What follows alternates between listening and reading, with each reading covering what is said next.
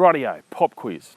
If I told you to name 10 brands that are known for their 4x4s, heck, make it 20, then I'll guarantee this one wouldn't be on that list. That's because Infiniti has only been on sale here since 2012, and it's been pretty slow going. But the QX80 has some serious pedigree underneath. That's because it's pure Nissan Y62 Patrol, down to the chassis, engine, even the glass and most of the bodywork. But Infiniti has made some significant changes, most notably up here where the Patrol's big bulbous snout has somehow been made even bigger. And it's got to be said, it's not the most attractive thing going, but then again, the QX80 isn't about slinking into traffic and playing it safe and being a bit subtle. It's all about being bold, announcing its arrival, which if you've got a brand that doesn't have much recognition, like Infiniti, maybe it's not such a bad thing. Maybe. And the QX80 also isn't small. It's a pretty serious climb into it. One of the few cars where I generally need the side steps to get into it. On the move too, you're aware that you're sitting a fair whack above everything else, maybe with the exception of some trucks. Despite its heft though, it is relatively user-friendly. The steering's pretty light.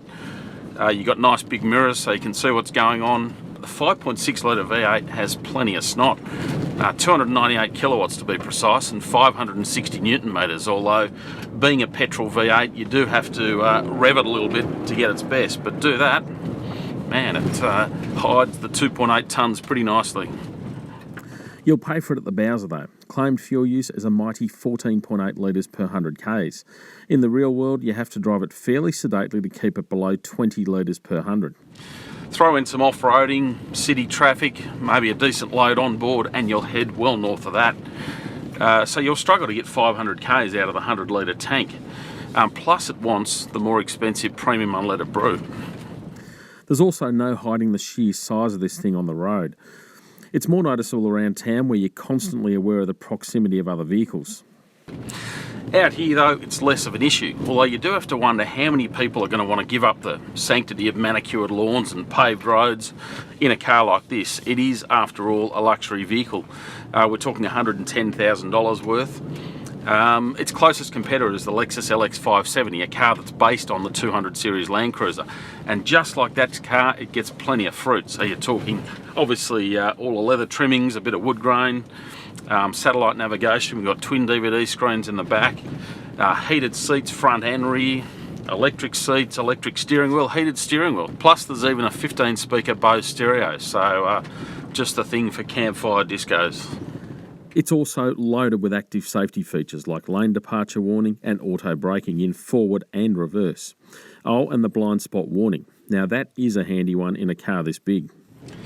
Think of it as a Patrol for the Patrol owner who wants more, and a different badge. Except that the QX80 doesn't quite match the Patrol's off-road cred. The ground clearance is almost 40mm lower than the Patrol, although it's still decent at 245mm.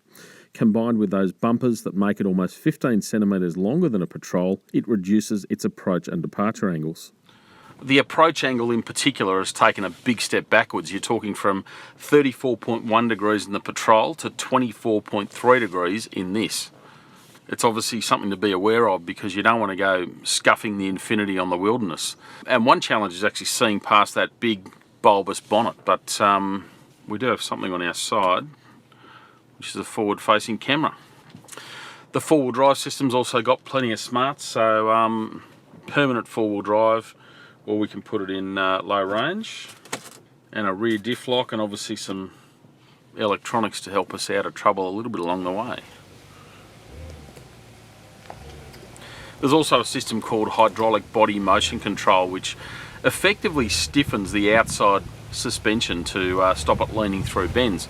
It does work on the road, but off-road it doesn't compromise your articulation, so you can still get over some pretty serious stuff.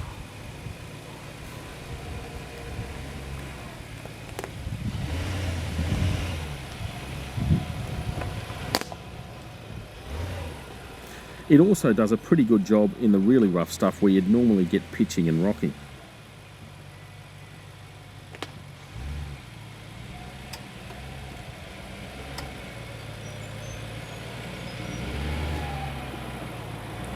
But with all that weight and the petrol engine, the engine braking isn't brilliant, so Fortunately, it's got hill descent control.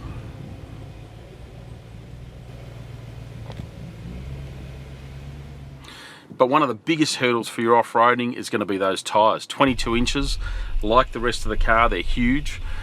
We've complained about those sorts of things before on Range Rovers. Apart from anything, they're prone to damage, so you're likely to get a puncture in the more serious stuff.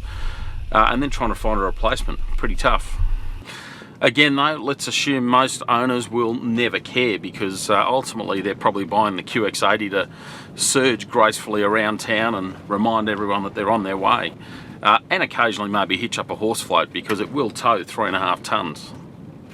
Really though, the Infiniti QX80 is pretty hard up against it in what is a competitive area of the market.